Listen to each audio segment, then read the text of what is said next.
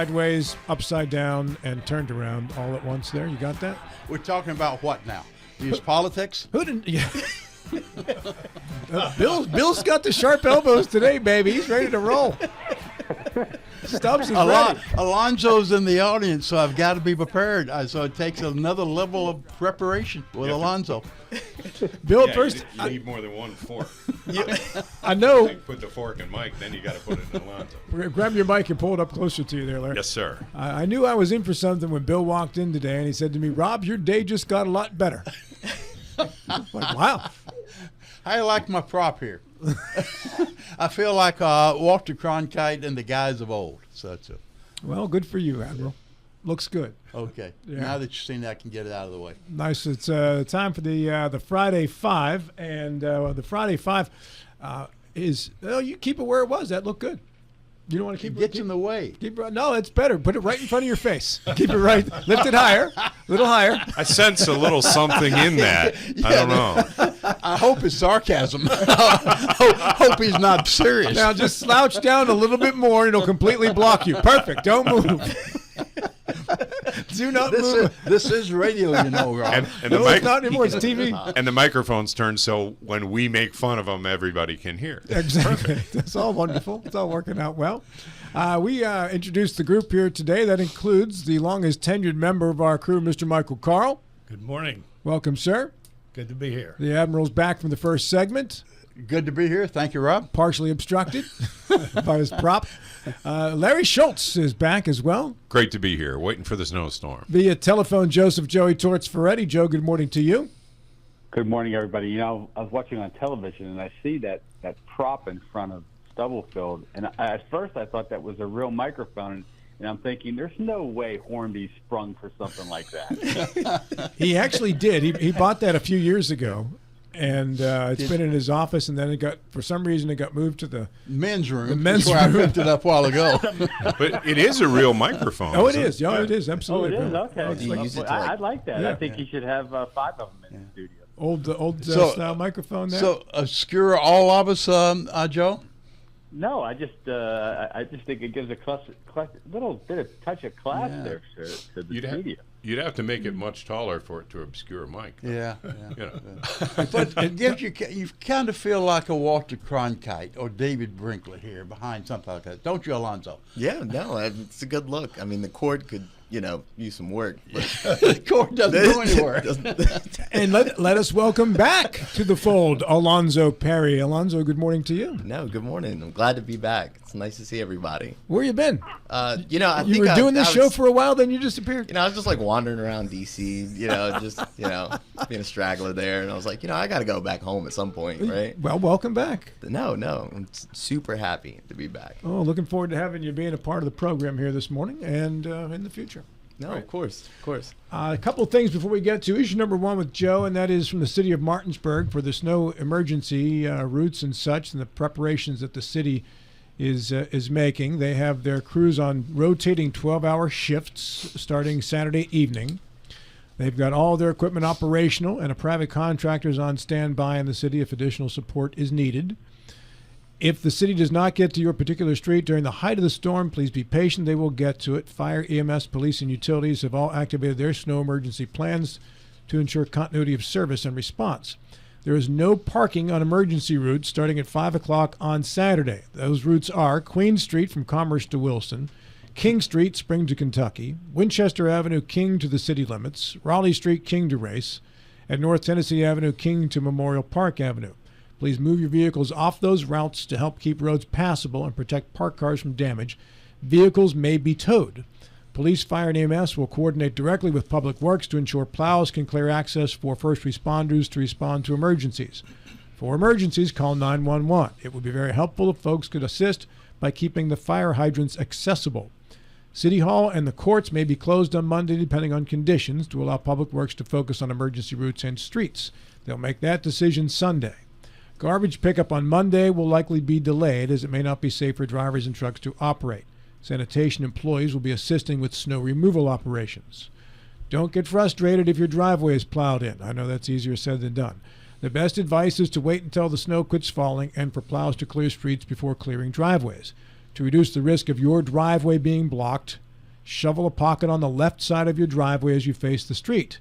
This gives the plowed snow a place to go without piling across your entrance.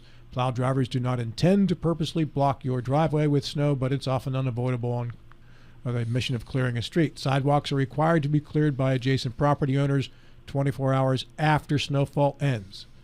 To report a power outage to First Energy, text 544487. That's lights, Lights, 544487. If you're not enrolled in text messaging, text REG to that same number to get started.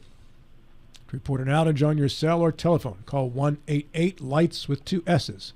That's 188-544-4877. This from the City of Martinsburg, and you can always check the website as well for additional information.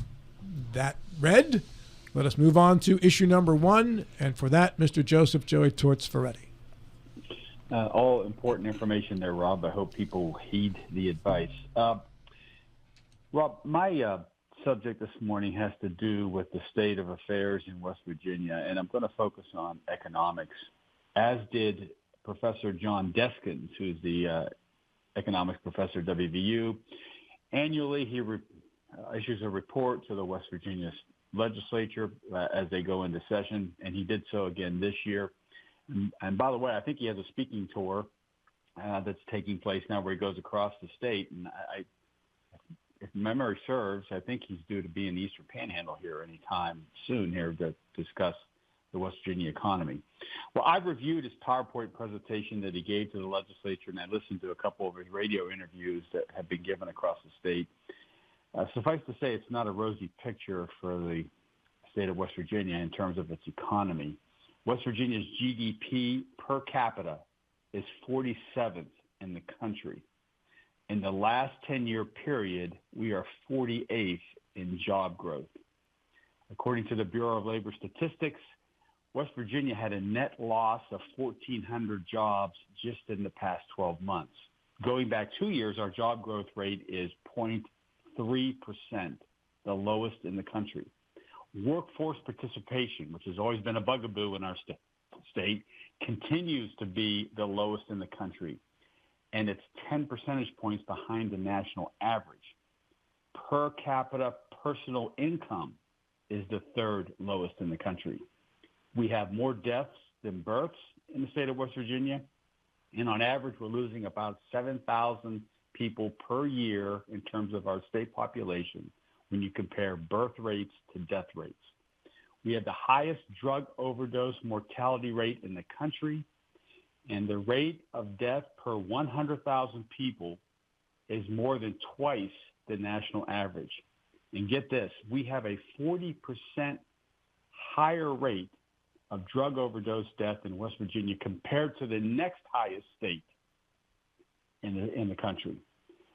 Mr. Deskins concluded his presentation to the legislature, and he had a lot of positive things to say, too. We discussed developments like Nucor and things like that, but said, look, we suffer from a lack of industrial diversification. We have an aging population.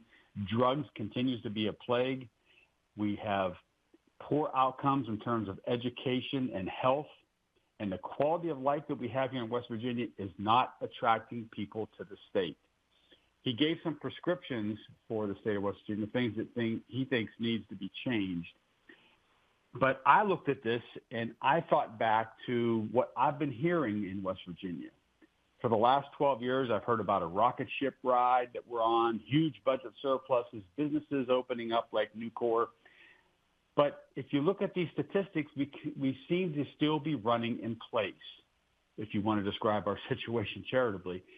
So for years, I heard about the Democrats controlled everything for 80 years and it got us nowhere. My question this morning is, looking at these statistics and considering Republican control in the state of West Virginia for the past 12 to 14 years, is it fair to start now questioning Republican control? Or can you make the case this morning that there's been enough progress in some areas to remain patient with our Republican friends as they continue to run the state? That's my question this morning. All right, Bill, I'm going to begin with you this morning. What do you think? Because of the aged population? Well, I think it's because of that. You had that great microphone in front of you, and then you ditched it because it was obstructing your face. It was, yeah. Joe, I read, I have not studied the Deskin report as you have, but I have looked at it, and he made 2 or 3 points. He said that the workforce participation, which is key to so many different things, is being stymied or been crippled in West Virginia by a couple of 3 things. One, our drug uses in times past.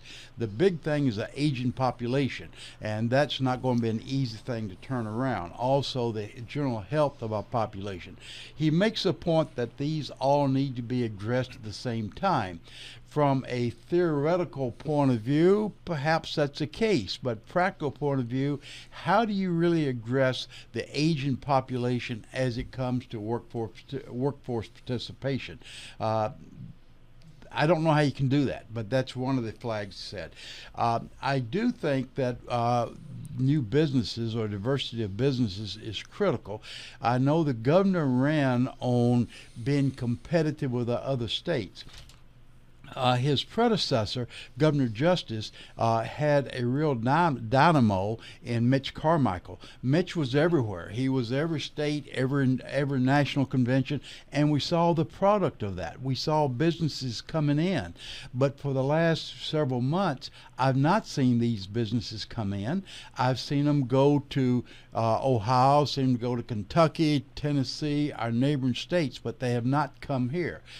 So Diskin did not address that aspect of it, but I think that's what we need to do. We need another Mitch Carmichael really stirring the pot, because we're not going to turn around our aging population overnight. We're not going to address our drug population overnight. We're not going to address our general health level of health in the state overnight.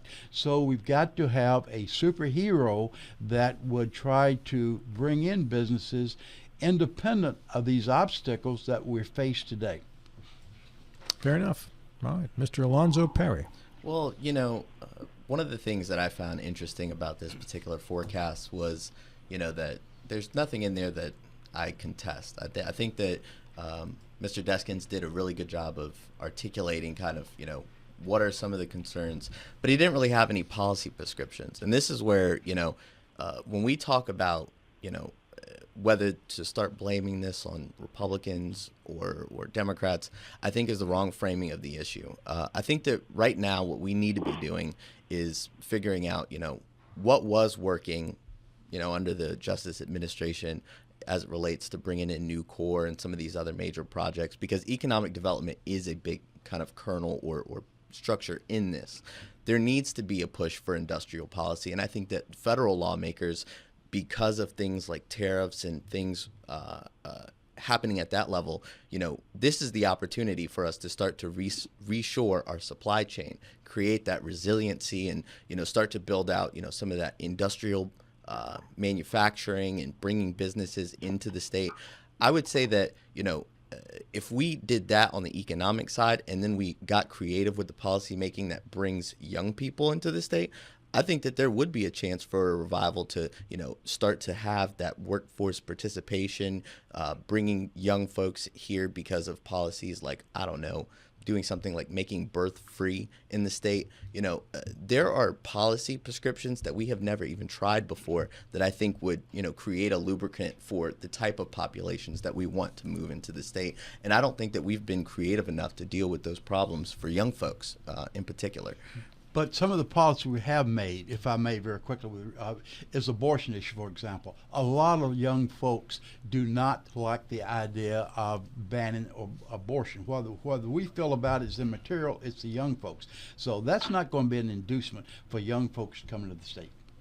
I would totally disagree that the abortion policies of the state have anything to do with whether or not young folks are migrating. There are young conservative families all over the country that are moving to Texas, and it doesn't seem like Texas has, I guess, an abortion policy that's any different than West Virginia's in that regard.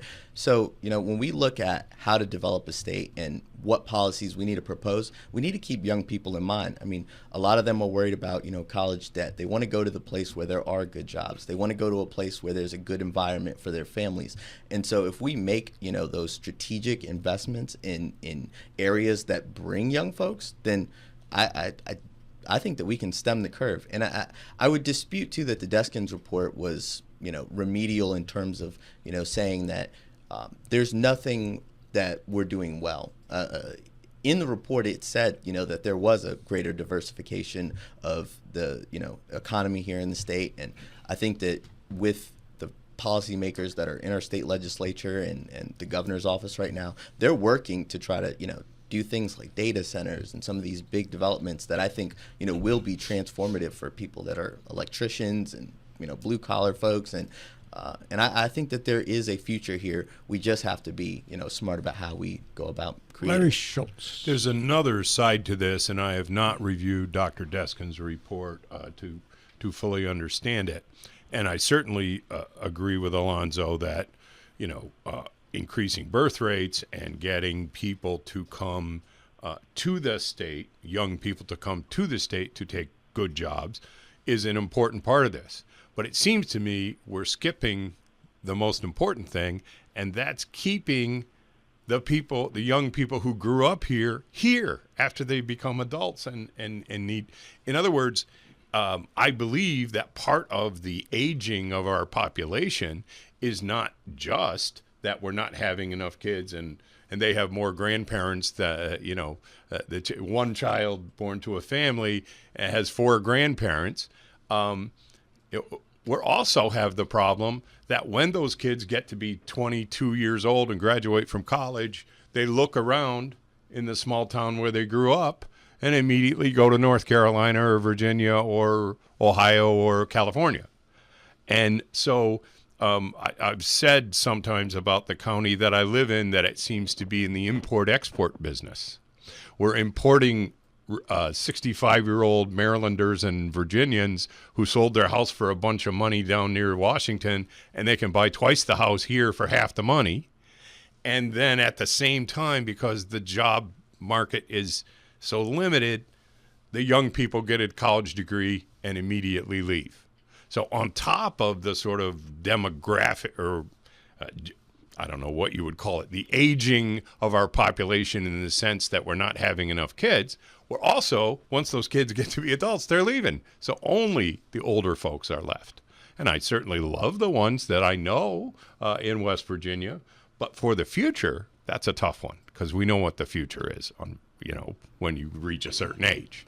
Yeah, a big part of your future is going to involve a funeral home.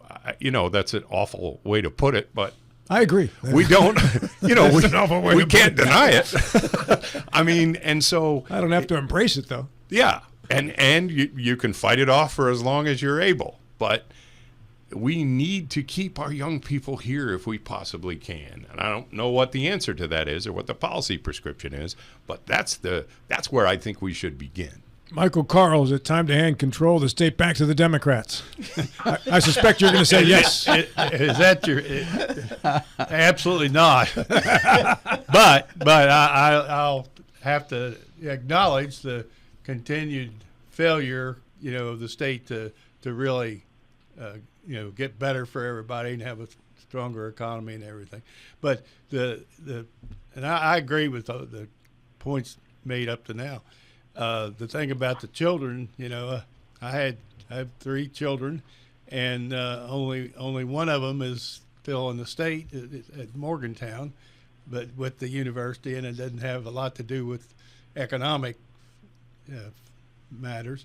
But my daughter lives in New Orleans, and my son is a lawyer for U.S. Steel, but in Washington D.C.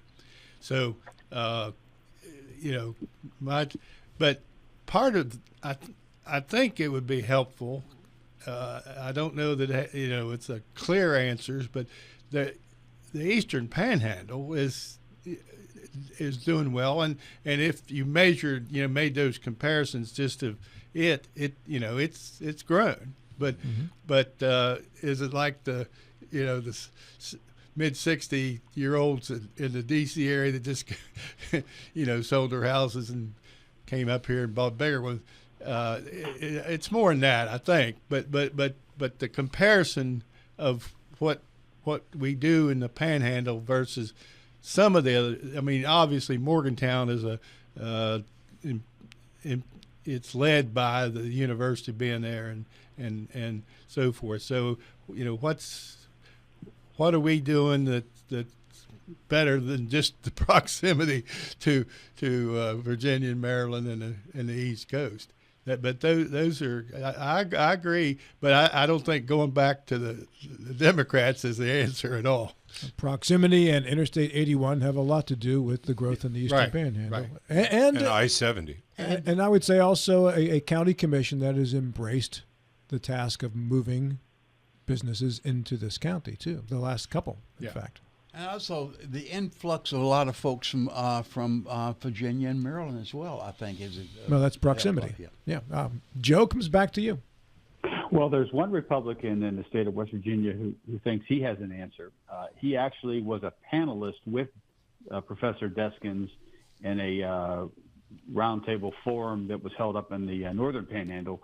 He has started a political action committee, I guess you could call it, Mountaineer Freedom Alliance, and it supports lawmakers on both sides of the aisle, by the way, who focus on the economy and not the social issues. He made the case, and Professor Deskins kind of agreed with him, that in the past legislative sessions, there's been too much focus on some of these social issues and not enough on economics.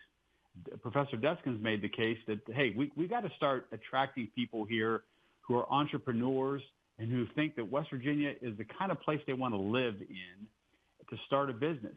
And he thinks that if you support entrepreneurs, and a lot of these entrepreneurs are young folks who are tied into artificial intelligence and the internet, he said, if you bring these folks in here, they will start jobs and they will employ people to work in those jobs. And these will be good paying jobs. But to get there, we got to have the right atmosphere in the state of West Virginia. One prescription that the professor offered was child care. The state is doing nothing on child care. And he said that you have to look at states like New Mexico that actually has a program in place that is going to provide child care at state expense to young folks who are there trying to start businesses, trying to start families, and to really establish roots in that state. There's none of that going on in West Virginia. We do have an aging population.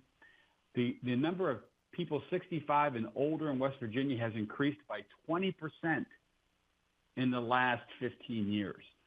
And so with the death rate outstripping the birth rate, with this aging population, no wonder people are not working and our workforce participation rate is so low.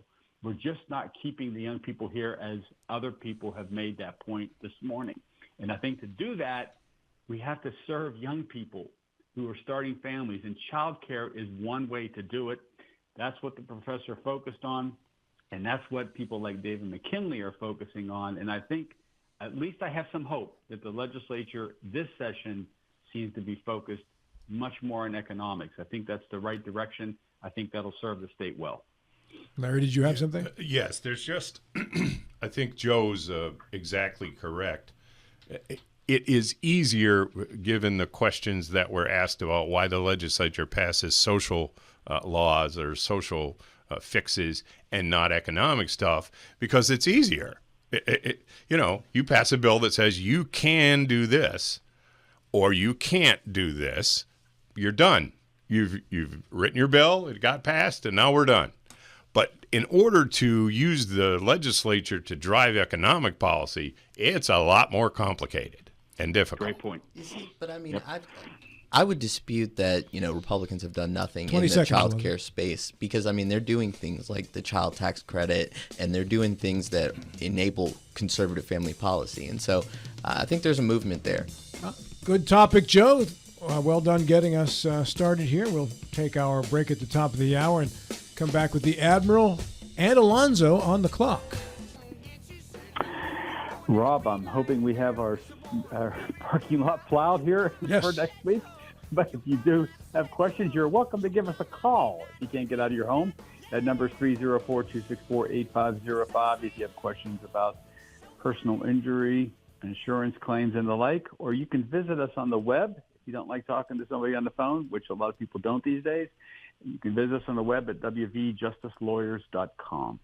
Joe, the way you said that implied that you'd come out and plow my driveway. Is that what you meant? No, sir. Not at all. It's a pretty short driveway. Not in the least. It's only about, what is that, about 1,500 yards long? Yeah, it's a long driveway.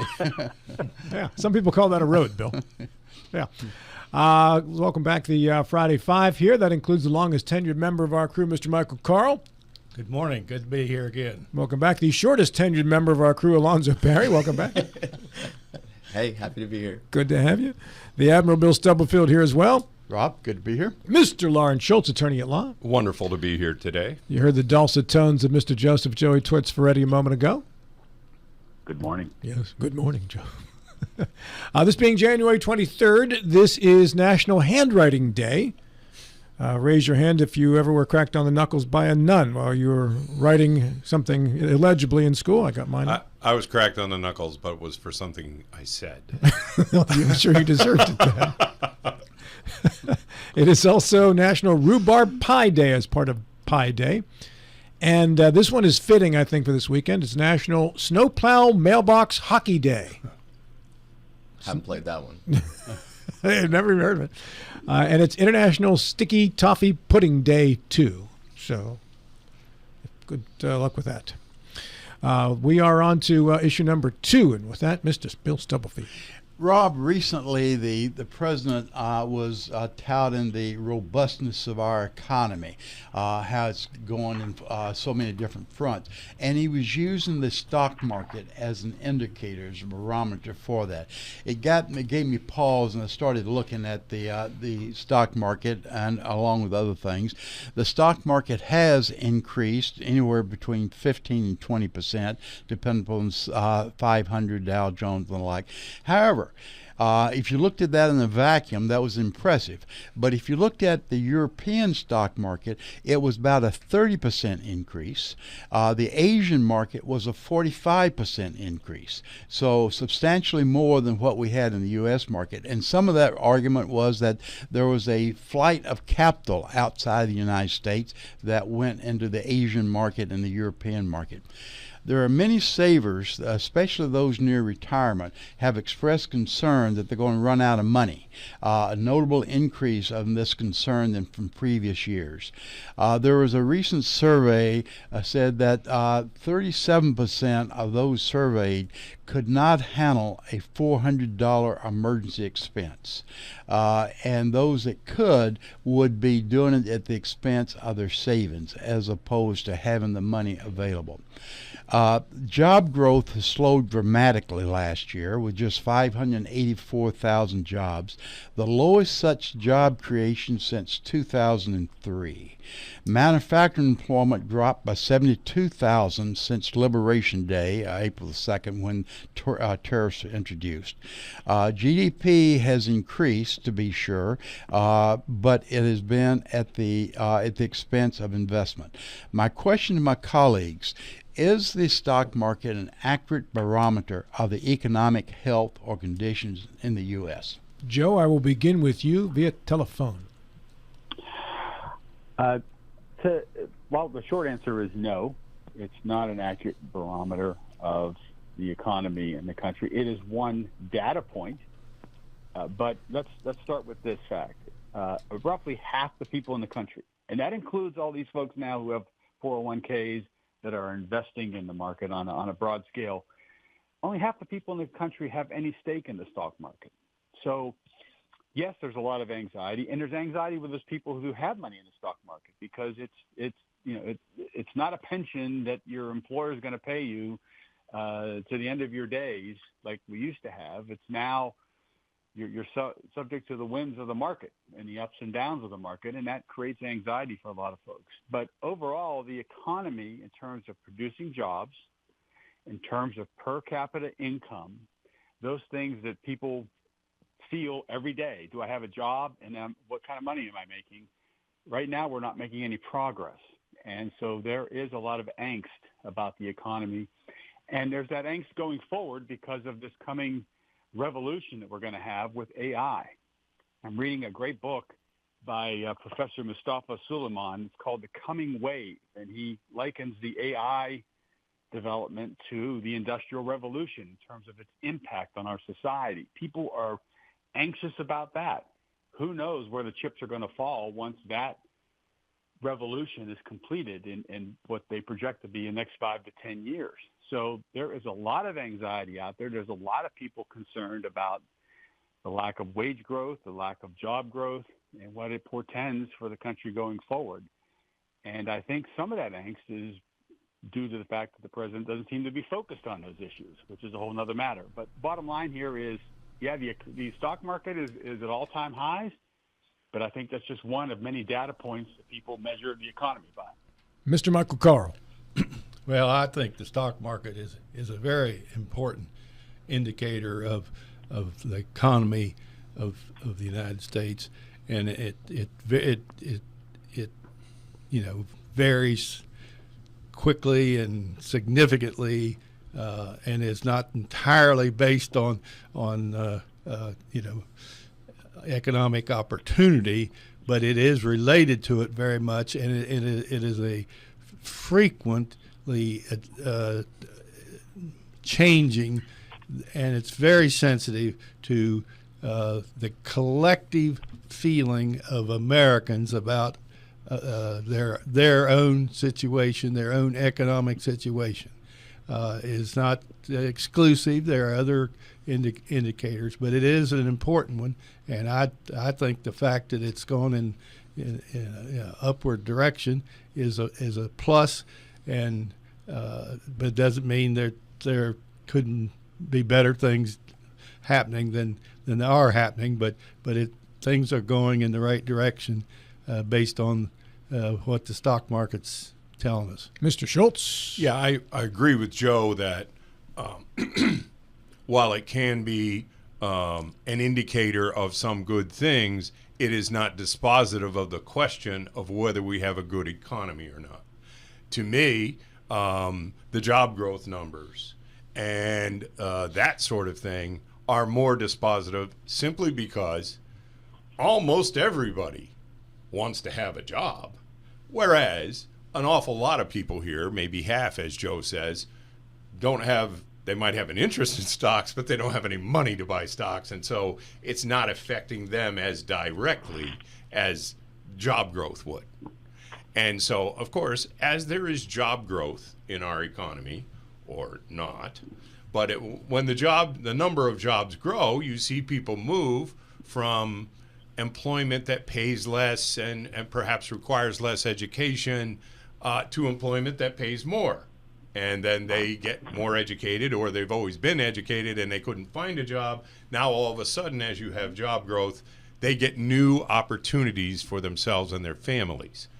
That doesn't seem to happen quite the same way when the stock market hits record highs. Now, I'm not saying that means that the stock market is meaningless. I don't believe that. But I believe a better indicator is things like the inflation rate, the job growth rate, the unemployment rate, which of course is related, because there's an awful lot of people who are not participating in the stock market directly who are directly affected. Whereas the folks who are in the stock market, they're also helped when there's great job growth, because they might change things, or people in their family might get better jobs. When there's not great job growth, or there's even job losses, then that affects an awful lot more people, it seems to me, than the stock price. Well, Mr. Perry. Well, I just find it funny that, there was this apocalyptic vision about the economy when Trump took over. But what I see right now is not only record stock market highs, but I see 5% GDP as of, or right now in the fourth quarter. I see a 1.6 inflation rate. I see American manufacturing coming back because of the tariffs. I see $250 billion in tariff revenue coming into the country, and I see that the regulatory environment has been absolutely outstanding for companies. You know, let's just harken back to when Joe Biden was president. There was situations where entire airlines were going down because his antitrust divisions are closing or stopping mergers between like JetBlue and Spirit, and so Spirit's going bankrupt. You had regulatory uncertainty that made all of these companies recoil and were incapable of expanding and didn't know what they were permissible to do. The thing about Trump's economy right now is that it is excellent. He told you what he was going to do and he's executed on it. Real blue-collar wage growth is gone up for the first time in this country. We're seeing increases in certain sectors of the economy that we've never seen before. And it's because Trump is trying to rebuild the middle class in this country. He's saying that the people that are your electricians, your HVAC guys, your people that actually work with their hands and rebuild this country are going to be employed. He's creating a positive regulatory environment as it relates to energy. Those are going to curb the costs on all of our other goods. Now, I will say that with AI, there's a lot of uncertainty in terms of how we're going to actually stem the curb of some of these companies that are making determinations that they can basically produce more output with less people. But I don't believe that that's going to completely cripple the economy in 5 years at all. I mean, this stuff and this technology is still hallucinating and not capable of, giving out good output. You're still seeing, lawyers basically, losing their licenses because they're trying to use it for certain tools and it's sourcing information incorrectly. So I don't think that there's going to be a massive transformation as fast as we've said. But I do think that the economy right now, when you look at it, is positive, and we haven't even begun to see the effects of the one big beautiful bill and what Trump said he was going to do actually work into effect. It took Joe Biden 4 years to destroy the country. It's not going to be fixed overnight. Go ahead, Bill. Yeah, I was going to say. Back to you. Yeah, we point a lot at Joe Biden with inflation. Granted, it was high, but that was a product of COVID and stuff that both the Trump administration and the Biden administration did. So it's part of COVID. As far as your numbers, Alonzo, you and I are looking at different data sets. Inflation, as you said, 1.6. I've seen inflation closer to 2.6, 2.7. But we have a lot of bailouts as well that we've had to do, such as with the farmers and with the beef industry and others as well. So I'm not sure. Time will tell. It's awful hard to look at a snap decision or snapshot and say how well it's doing. But there are indicators, as you pointed out, that would suggest a more robust economy. There are an equal number, if not more, indicators that say that we are not doing as well as what we would like to be doing. It's interesting to tie the success or failure of a president to the performance of a stock market, and I'll give you some examples. So if we went around this room and if I asked all of you, was Joe Biden a great president?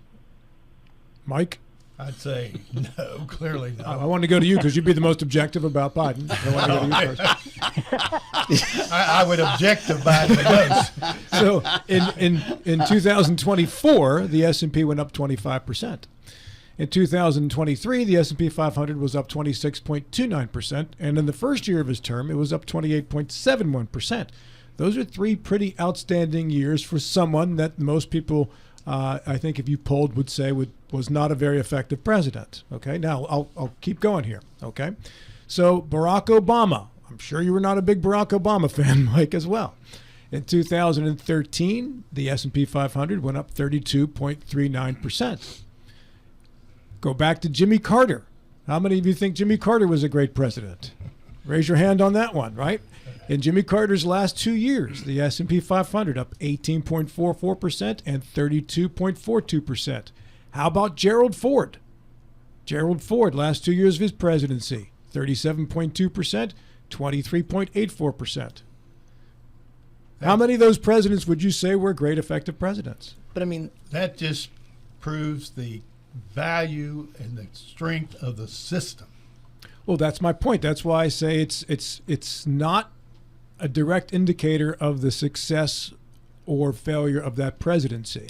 Because you would yourself admit and say that Joe Biden was the worst president you've ever seen, yet he had 3 stellar years of stock market performance. In spite of you would say in spite him of being president, right? Okay. All right, issue number 3, Alonzo Perry. So I want to kind of gauge here. Where is it? Okay. What is a greater threat to democracy? Is it adversaries encroaching on our hemisphere, or process questions about Article 2 and the administration's appearance in the use of force in countries such as Venezuela, or is this a false dichotomy altogether? All right, simple question. But a complex answer. But a complex I'd answer. go to somebody else first. I'll tell you what, I'll go back to Joe Ferretti via telephone once again, Joe.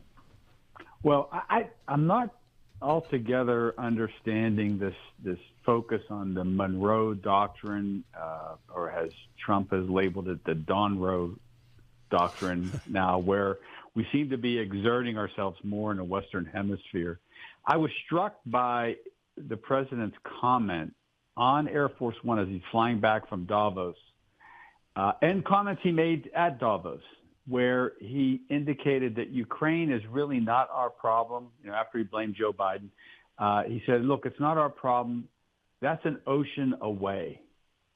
Is that not antiquated thinking, that the oceans now protect our country like they did in the 17 and 1800s? I tend to think this is our focus should be global, not hemispheric. So the oceans mean nothing anymore when missiles from North Korea can reach the western coast of the United States. So I don't understand this idea that we need to focus solely on the Western Hemisphere. Yes, there's some cleaning up to do in South America, and yes, this country has paid a steep price for the drug trade and the drug cartels that you find down there. And I'm all for cooperating with those countries to try to fix that problem as opposed to invading them.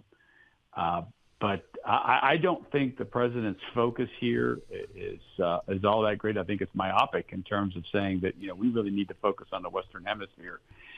You can't ignore Eastern Europe and the problems there. You can't ignore Russian encroachment. You can't ignore Chinese encroachment into Southeast Asia.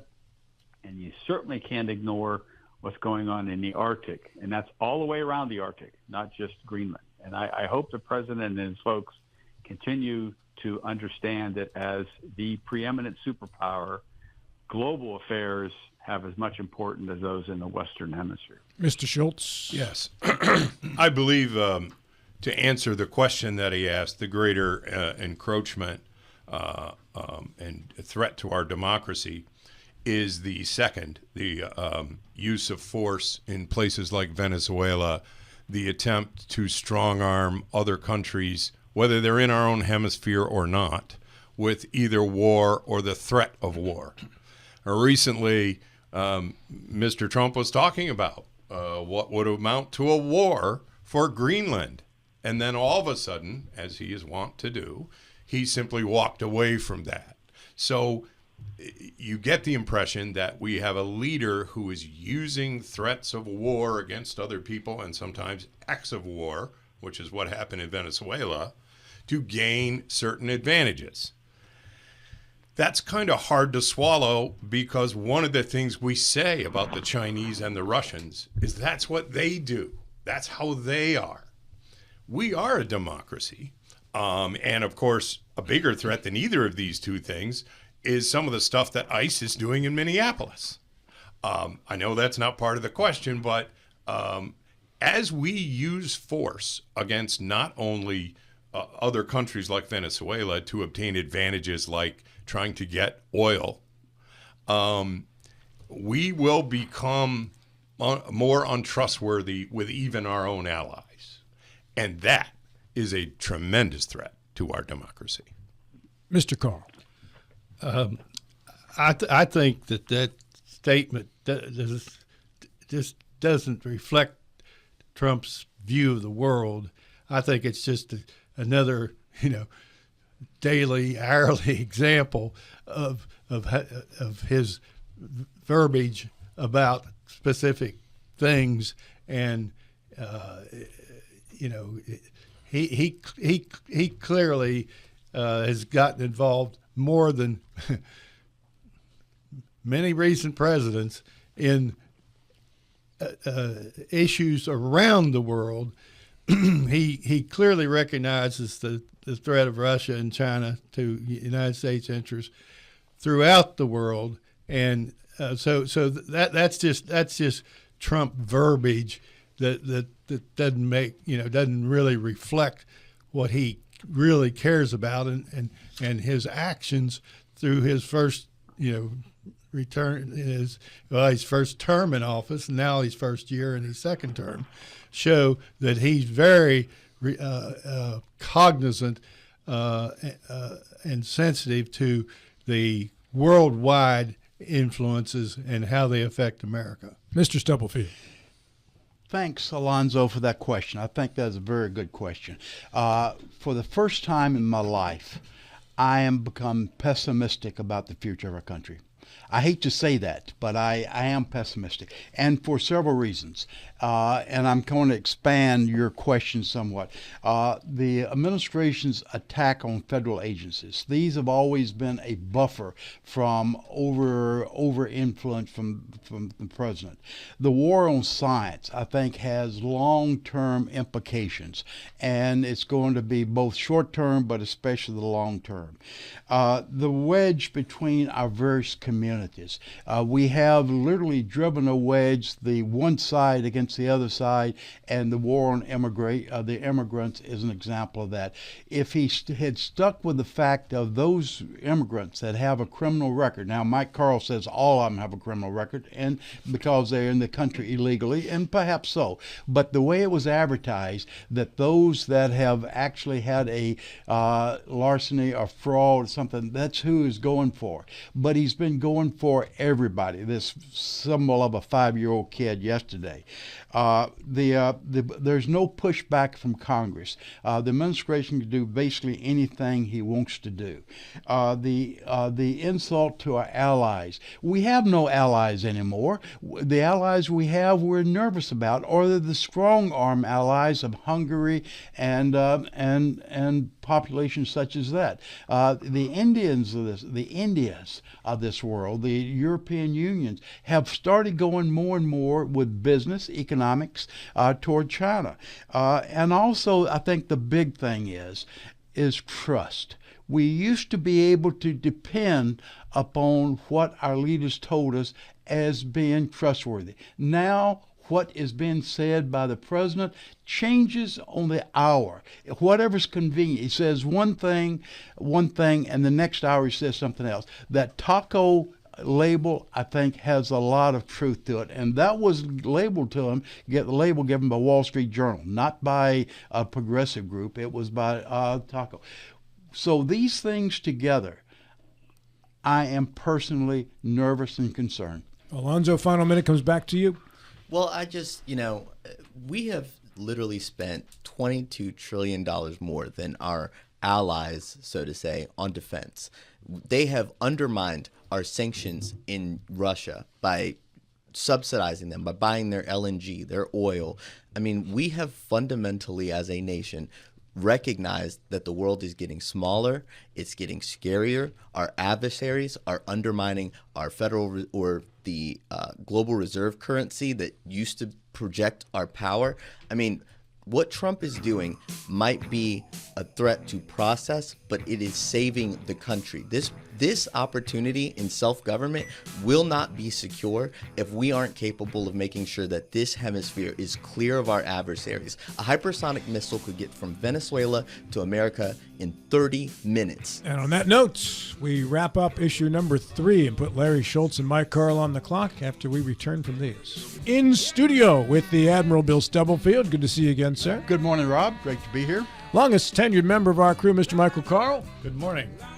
Oh, Bill, your camera, you must have put up no, don't touch it. You have to do the have to do this. Yeah, you're going to do that to bring it back out. You have to adjust it to your face, though. It won't do it unless you get the camera adjusted to your face. I need my prop. Right now, you're off. You're off camera. I need my prop. We'll get to you. Why does he get a close up? That's not fair. It's Bill's big close-up moment. Yeah. Joe Ferretti laughing via telephone. Good to have you laughing, Joe. He's coming right through my screen. More Bill Stubblefield all the time. Go away. Alonzo Perry, you going to come in hot with the joke, Alonzo, or not? Yeah, so when I stopped myself, but when I was coming in here, I was like, the reason why I'm here is because I'm starting my daycare and I'm half Somali, so I didn't know how that would go. But I threw that out there and I was like, oh man. I do have a funny story though from the State of the State. So when I was leaving the chamber, because I got to go and watch the State of the State on the floor, News 13 grabbed me and they were like, Delegate Hornbuckle, we are so excited to get a comment from you on the State of the State. And so I was like, oh, I'm Delegate Hornbuckle? I was going to go over, do the interview, and be like, I thought the speech was so great that I'm resigning from the House. just a little controversy to start the session. Would have been fun. That would have been didn't humorous. do it. Yeah. Didn't do it. Larry Schultz is ready with issue number 4, and he was strong-armed by the Admiral to do this one. Yeah. And I think it's probably because it's the shortest one in terms of the length of the question. And sometimes we can be simple and it's better. How have the tariffs that Mr. Trump has not yet rescinded helped the American economy? All right, I want to go with Alonzo on this one. First, he mentioned tariffs earlier. So, and I'm imagining that you're talking about the ones from Liberation Day. So, or any other time during this presidency. Well, I would look at, what is the purpose of tariffs, right? Not only are they trying to reshore our supply chain, but in the case of Liberation Day in particular, they're made in a way where they are to track all of the differences between the schedules of how people are tariffing us. And not all tariffs are clearly made.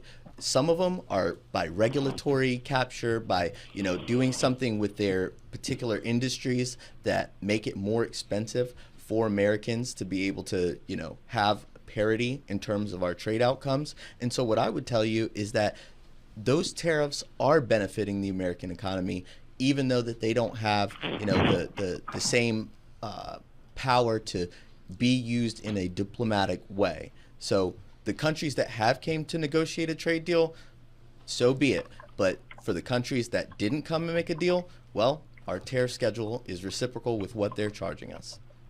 Mike Carl. Well, I agree with what we just heard, and because tariffs is just a negotiating tool, and Trump is, incredibly the great by volume or extent to which he's involved with it. He's used the threat of tariffs and the use and in some places the actual imposition simply as a negotiator for worldwide economic ebb and flow, and it's nothing more than that, and I think he's using it effectively, but that's all it is. It's not a hard substantive issue. Joe Ferretti. Well, if it's a negotiating tool, I can't think of a worse one to employ. I'm going to quote a study that was discussed in Mike Carl's Bible, which is the Wall Street Journal. The Kyle Institute for the World Economy indicates that Americans are paying about 96% of all tariff costs imposed by the Trump administration. So the tariffs are functioning as a tax. The money being accumulated, which the president is fond of citing, and I think Alonzo even said this morning, $250 billion, that's coming out of Americans' pockets. So while it says he's going to employ this money to do wonderful things in the country, he's obtained the money from the very citizens he hopes to benefit from it. So as a negotiating tactic, I wonder how these foreign manufacturers look at this when the net effect of these tariffs is to simply pass the cost on to the American consumer. I wonder if that's an effective negotiating tool. So and we saw this when these tariffs were first proposed. Every economist worth his or her salt said that this is not good economic policy. So I just question the effectiveness of them, and I question the net result of them when the money's coming out of our pockets. Bill Stubblefield, hold on, Alonzo. Okay, there's a couple of directions of the tariffs. One's from the economic, and Mike Carl said is a negotiating tool. I looked back at Vietnam, the imbalance of payment. The imbalance of payment with Vietnam is basically the same thing before and after the tariffs. There's the stock markets in Europe and Asia have gone up, and one of the reasons the economists have said they've gone up is there's been a shift of capital away from the U.S. Because of the tariffs. There's another aspect to the tariffs as well, and that has nothing to do with economics. That is for retribution, if you will. The Greenland was one, and the imposing these tariffs on the European Union and the European countries because they were willing to come to the aid of Greenland. That has nothing to do with economics. That was retribution. Another one was with the cultural direction towards some of the South African countries. There's very high tariffs put on those. Nothing to do with economics, but because the president does not like some of their immigration policies. The trade with China and the countries that trade with China, he's put high tariffs, or at least threatened to put high tariffs on those countries, i.e. India, for example. What's the result? It's shifting more and more countries that do business with China than we had before. I do not see a positive effect at all with the tariffs. Well, look, when we're looking at tariffs, we have to try to figure out what we're trying to achieve. And there are different types of tariffs. There's ones that are being used in a reciprocal way. There are ones that are used for diplomacy. But when you actually think about the structure of what tariffs are solving for, think about a particular case study. Think about how our steel industries have been undercut by Chinese steel. How did that happen? Well, their government is subsidizing the production of their steel. They don't make it better than us. It's not a better quality. They couldn't have the same volume as us. So they had to pump it with cheap labor. They had to pump it with state money. And then what they did is they just flooded the market. And so that large volume of steel that they were able to send out everywhere, America was basically flooded with cheap steel. And so when people had to buy from an American manufacturer or a Chinese manufacturer, they would choose the Chinese manufacturer every time. But it was AstroTurf. So what the tariffs are doing is it's raising the cost of what it would take to import that steel so that our companies are capable of actually constructing their industries. Because guess what? If we don't make those raw materials, things like steel and all of these other items, then we're pretty much, But that's not what the steel industry is saying now. They're saying the tariffs are not helping them. It's hurting them right now. Listen to the steel industry. I would say that the steel workers that I've talked to have constantly asked for tariffs. Well, let's do another case study. How about our friends in Europe, right, in their car industries? Why isn't there a Mustang driving anywhere in Europe? Why? Well, because... Why should there be? Well, there should be, because if we're going to trade goods, they make, their vehicles, we make our vehicles. The reason why our American manufacturers have been condensed to only be able to sell domestically, to have their market share basically crushed by all of these European competitors, isn't because they make better cars than us. It's because they do regulations that basically bar our vehicles from going into these countries. It basically collapses, and that's why the auto manufacturers have been basically, such a fragile industry, and why they had to be bailed out and everything, because they weren't able to access the global market. So what are we doing with the tariffs? We're saying, okay, you're not going to bring your cars in America at a certain rate and then allow our guys to collapse. So who's asking for tariffs? It's the Fords, the GMs, they like tariffs because what it's doing is it's giving us a fighting chance to be competitive in the marketplace. That's why these tariffs are a positive thing. And I think it comes back to you now, Larry. Yes. As long as we're going to pick particular industries, let's talk about soybean farmers. The United States, we use some soybeans, but if that's the only people we sell our soybeans to, we're going to be making maybe a tenth of the soybeans. Instead, we have this great export market with China. And we have now placed such high tariffs on China that they won't buy very much of our soybeans. The number of soybeans they're buying. The soybean farmers are going broke. What are we doing? We're turning around and taking that tax on the American soybean farmer, and we're saying, hey, we'll give you a little bit of money to bail you out while this unfortunate temporary thing goes on. It's not insane. It's not free market stuff.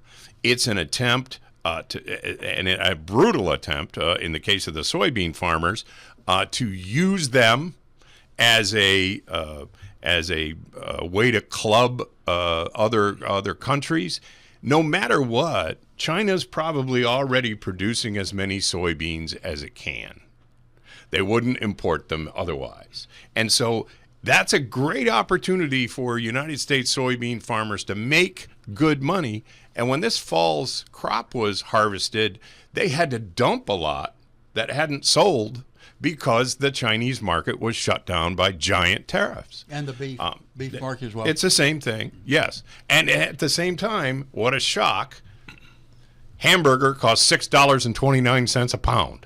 And we had to reimburse the farmers for their losses. Yeah. And so on one hand, the federal government takes my tax dollars and gives it to the farmers that they punished. And in the meantime, I got to pay a lot more money for the hamburger. It's a disaster. And using these things for diplomacy, as Alonzo says, is the heart of the disaster. This is supposed to be an economic issue. And maybe you would do some stuff with steel, okay, to preserve jobs. And we had pre-existing tariffs at a certain level. But going to 60, 70% with some of the biggest and most populous countries in the world is just harming our economy. Issue number 5, Michael Carl. I want to come back to the USA with a question. Governor Walz in Minnesota is calling for ICE to leave, to get out of his state. And my question is that in order to take the pressure off of the local, in-state political protesters, and or is it to get him away from investigating his fiscal mismanagement of the illegal immigrants in his state? All right, Alonzo, you get to come in strong on this one, since you were going to open up a daycare center there. Yeah, I'm sorry that the whole operation kind of just fell apart. Yeah. I mean, I think I'm a little late in. You had good intentions. This whole situation in Minneapolis is really, truly just sad. I mean, it's sad because, you have local law enforcement being told that they can't coordinate with ICE in any capacity. They're not able to provide any type of coverage for them, which is putting people at risk. You have people assaulting law enforcement. You're in a situation where, Congress has been enumerated to deal in naturalization and in border security. And executing upon those things are, fundamental. And I think that, the Trump administration is just trying to exercise what is a constitutionally given power and something that Congress is working on. And to your point, Mr. Carl, yes, I believe that, they are trying to be removed from this particular issue of the Somali fraud because of the scale of it. I mean, we're talking about $9 billion. The entire economy of Somalia itself is around $8 or $9 billion. And there's that much fraud in one locality alone. We need ICE to work. We need to make sure that we get these people, we need to make sure that we are executing an immigration policy that is fair. Mr. Schultz. Yeah. First of all, if I'm not mistaken, the Somali fraud that was going on in Minnesota was first identified during the Biden administration. This wasn't something that was hidden. They already knew about it. We didn't see Governor Walz do anything during the Biden administration to distract from the financial mismanagement, as Mr. Carl says. So why would he be doing it now? I would suggest it's because American citizens in the streets of Minneapolis are being seized, sent to detention centers, shot in the head, and generally speaking, ICE is now going door to door, without any warrants, to seize people or disrupt them. The other day, they were at a house. They did a bunch of stuff. They had no warrant. There was no reason to believe that the people there were violent criminals, as we were told that this process was for. And now, all of a sudden, they said, oops, wrong door. We went to the wrong place. This is, as I said earlier in the show, in my view, the very thing that makes me most afraid for our democracy. Because we are bending rules left, right, and center. We are arresting American citizens without criminal histories. And we are taking them off the streets. And, you know, they might go to jail for a month. And then they finally sort this out and they say, oh, he's an American citizen. He's not a violent criminal. He's an American citizen. We need to let him go. They let him go. But what happens to that guy in the meantime? He loses his job because he can't go to work because he's in jail. There's all this other stuff. So that's, I mean, I'd be open to hearing the proof that what Mr. Carl has suggested is true. But I believe that he's simply saying, I have to protect the people who elected me to this office. All right, Mr. Ferretti via telephone. Well, if you were tying in the governor's attempt to distract from the alleged mismanagement in his state to the activities of ICE, you would think the governor would want ICE to remain there, to continue to serve as a distraction. If he gets them out of the state, then the focus goes right back to the governor and his alleged mismanagement. So I don't understand the tie-in there. But bottom line is, this was so predictable. This administration is a give an inch, take a mile type administration. And if you put people in charge like Kristi Noem and Pam Bondi and Kash Patel, they're gonna push the envelope on this. And now we got door to door. We got internal memos being offered by a whistleblower that they're going to start entering homes without a warrant. This is not what the Americans bargained for. This is not how this process was sold to the American people, and the polling reflects that. And I would dare say that if these activities were occurring in most other states in this country, there would be a similar reaction to what we're seeing in Minneapolis. Bill? Yeah, a couple of points. Alonzo mentioned that the feds were being precluded from investigation. If memory serves, Alonzo, just the other way around. The feds came out very early and said the state and the municipality would not be allowed to participate in the federal investigation. Minor point. But there's not a minor point, but a point in rebuttal. There's some of the images that we're seeing are absolutely terrifying. Pulling this gentleman barefooted out of his home and in his pajamas, keeping him in jail for 3 or 4 hours, only to find out there was a mistake made, but no apology made. Or the image of the fellow walking in the restaurant, ICE agent with his gun drawn. These are terrifying images that we have. The economy, I think, is suffering.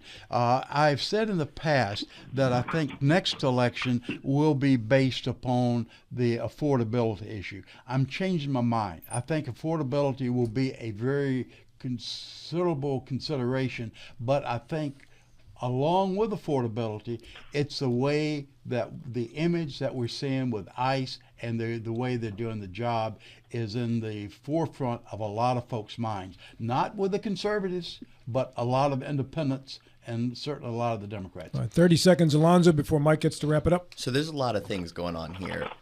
The shooting that had taken place with that young woman was tragic. It was awful, but lawful. We cannot stop all immigration enforcement with a heckler's veto by just sitting here and protesting and fighting against every action. This warrantless search claims is baseless. These are administrative warrants. These are administrative warrants. They're a little different than judicial warrants. I don't have to explain that to any of the lawyers in the room. But enforcement is a civil matter, and Congress is explicitly authorized the use of force for Mike it. Carl, wrap it up. It'll be years from now, but when these various matters finally are decided in the last word in the courts, it'll confirm that the Democrats created the problem and they exacerbated it in Minneapolis and Minnesota and California and a lot of other places. You made Bill Stubblefield smile as big as I've ever seen him smile. Yeah. I've never seen the Admiral that happen. And the Wizard of Oz comes into vision. All right, you got final thoughts, 8 seconds apiece coming up after the break here. Joe Ferretti, you will go first via telephone, so stand by at the ready here. Final thoughts, 8 seconds each. Joe Ferretti, go. There will be a lot of young people with shovels looking for work this weekend. Consider the good you could do by hiring it. Mr. Schultz. As I look at all the different weather forecasts, it's hard to say what the heck's going to happen this weekend. Mr. Good luck. Stubblefield. A lot of snow, but the cold weather is what's more frightening. Be careful. Mr. Carl. Last week I called for Indiana to win the championship, and they did. Thanks. Did you put any money on it? No. Mr. Perry. Hey, everyone just have a safe weekend. Stay warm. Good to see you again. Nice seeing you. Thank you for being part of our fun group.